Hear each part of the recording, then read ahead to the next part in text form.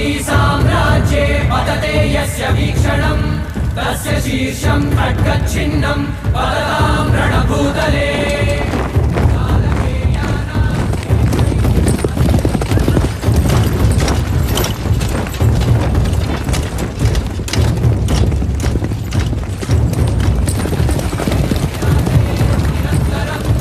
अश्वत्थवय आदित्यान्वितस्वर्ण सिंहासनध्वजम् माहिष्मती साम्राज्यम् अस्माकम् अजेयम्। हल्लाल दे अभी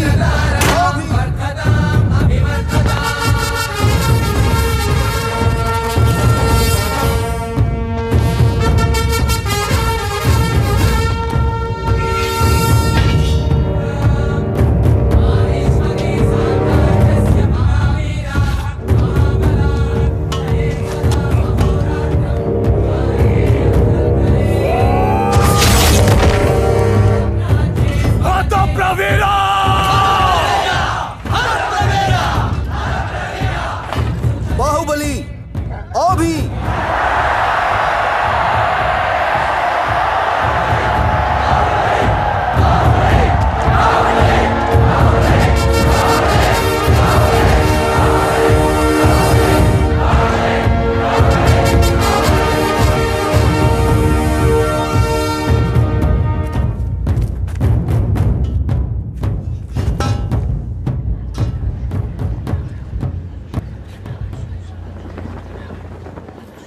बाहु, ये हमारे पूर्वजों की परंपरा है। ये बलि नहीं चढ़ाई तो सैनिक अपशकुन मानेंगे। हाँ युवराज, युद्ध में जाने से पहले ये बलि नहीं चढ़ाई तो देवी माँ क्रोधित हो जाएंगी। देवी माँ की प्यास बुझाने के लिए एक निर्बल की बलि क्यों? मेरा उमड़ता हुआ रक्त समर्पित है। जय माहिष्मती!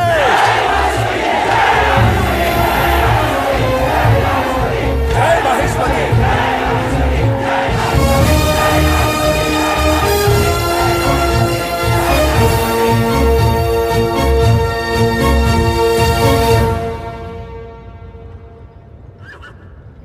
माहिष्मती क्षमा धर्म का पालन करता है। माहिष्मती प्रिंटा, हम अंतिम अवसर दे रहे हैं।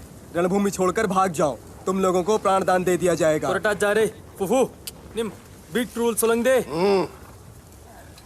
निम्डा दोजरस टेल मी हर तबुश क्राक ओइक निम बोमला मोहिनो जुकू लोहाक्वे। तुम्हारे दोनों पुत्रों में जो मुझे मारेगा तुम उसे राजा घोषित करोगी, क्या ये सच है? उनकास्ता मिनो पीजरा शुकुए। और अगर वो दोनों मेरे हाथों मर गए तो? मिन बहत्ते जरत्रामा माइश्वृतिम रिमसा इंकिनिम मिन महत्ति चुहोर फ्रोत नमटा स्वीक दे ता क्राक चुहोर हार।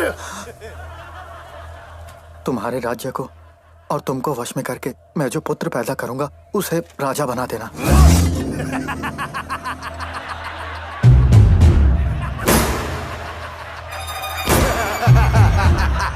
उसे जीवित रहना होगा। उसके हाथ पांव कट जाए, शरीर का सारा रक्त बह जाए तो भी जीवित रहना होगा। ताबी क्रूल डंकरा रका अक्रा टड़ा ओपी लोपी फिक्सेटी ताबी क्रूल डंकरा। गिद्ध उसकी दोनों आंखें नोच खाएं और पेट से सारी आते बाहर आ जाएं तो भी जीवित रहना होगा। कटप्पा राजमाता, समर शंख फूंक दो।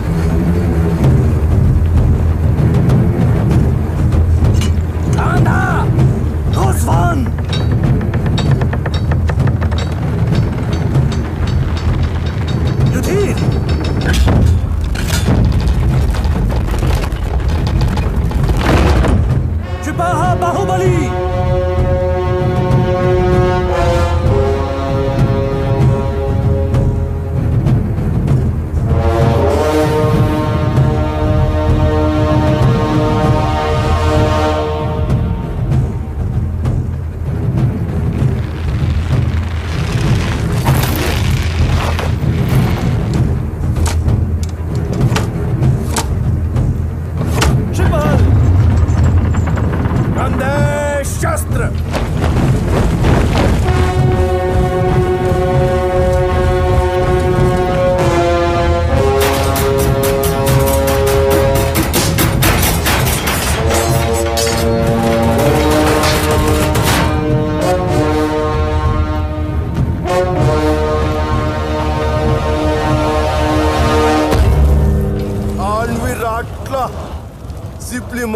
Pominkapakokia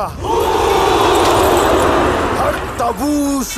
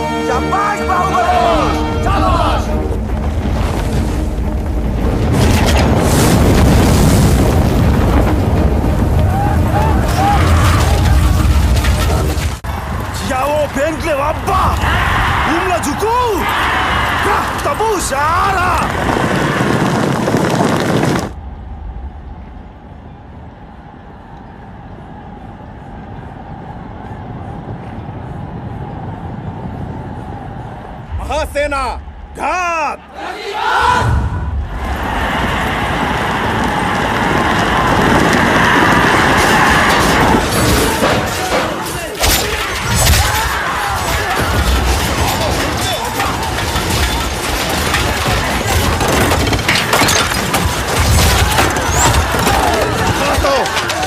तो बल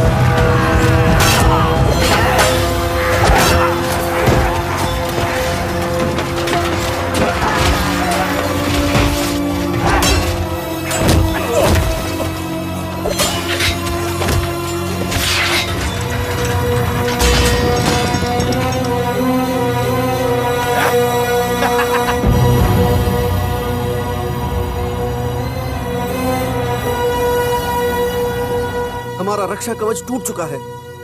माहिष्मति की धरती पर पहली बार शत्रु का ध्वज लहरा रहा है। मृत्यु, ये मृत्यु ही तो है।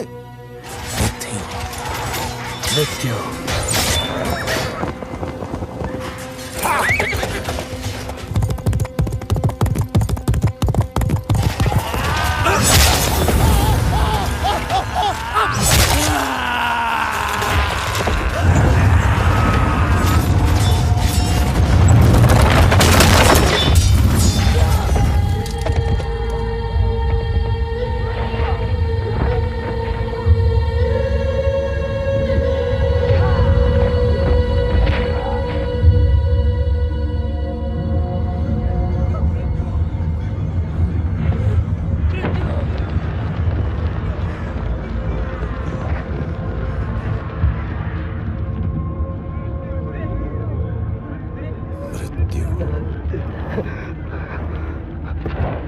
मृत्यु। महासेना!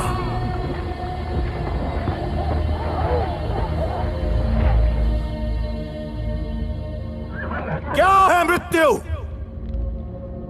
हमारे आत्मबल से शत्रु का बल ज्यादा है, यह सोचना है मृत्यु।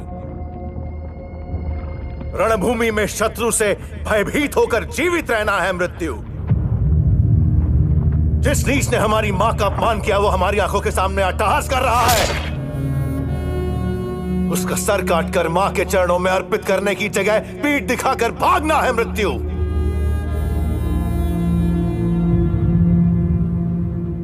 उस मृत्यु को मारने जा रहा हूं मैं।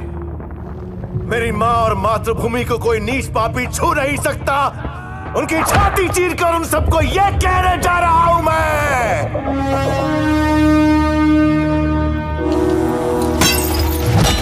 साथ आएगा कौन? मेरे साथ मरेगा कौन? उस मृत्यु को पार करके मेरे साथ अमर होगा कौन? जय माहिष्मती!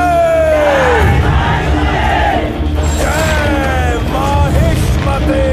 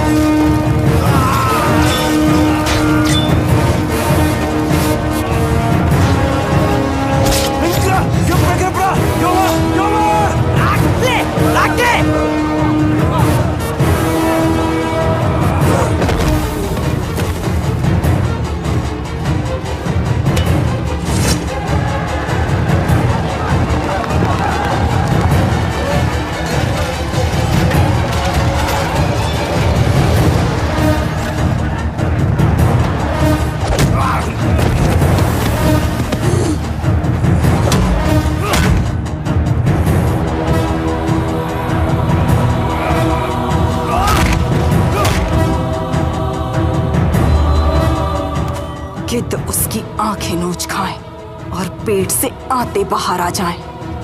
उसके हाथ पांव कटकर शरीर का सारा रक्त बह जाना चाहिए।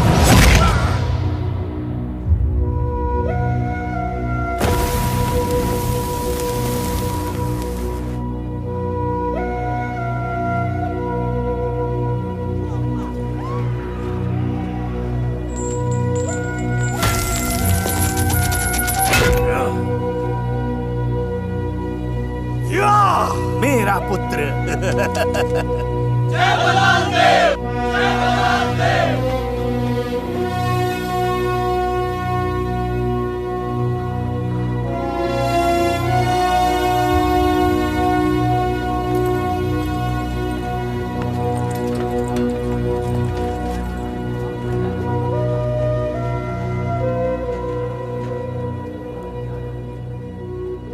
मेरा पुत्र, मेरा वीर पुत्र, जिसने कालकेय को मार गिराया, युद्ध में विजयी हुआ।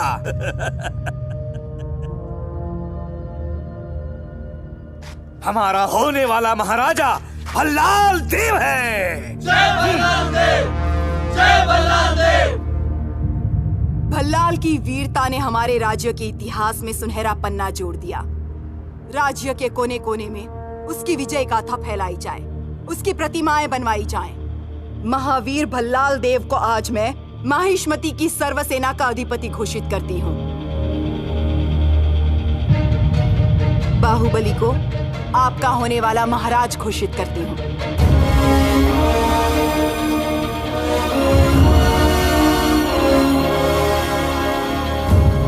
ऐ शिवगामी, ये कैसा निर्णय है?